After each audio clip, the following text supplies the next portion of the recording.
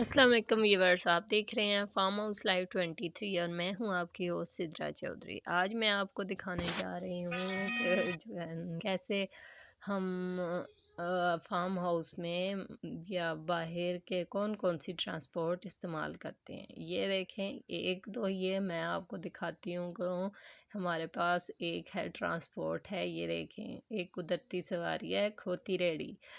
ये देखें, हम इसको अब ये बच्चे पानी लेके जा रहे हैं और ये भी फार्म हाउस से आए हैं। और एक कुदरती सवारी है, ये देखें जनाब, कट्टा रेडी।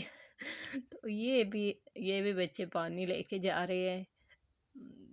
तो एक होती है बैलगाड़ी। बैलगाड़ी भी सेम यही कुदरती सवारी, कुदरती रेड़ी के पीछे आगे जहाँ पे खोती है एक साइड पे है, तो इधर ही अब वो बैलगाड़ी जो लगा लेते हैं। तो ये तकरीबन हर घर आस पास के फार्म में यही चलता है। इनके ऊपर हम पट्ठे वगैरह ला देते हैं।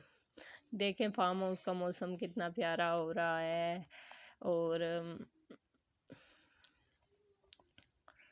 ये देखें, बारिश बनी हुई है, हवाएं चल रही हैं, ठंडा ठंडा मौसम है। गर्मियों में कितना हर चीज़ पे बाहर आई हुई है।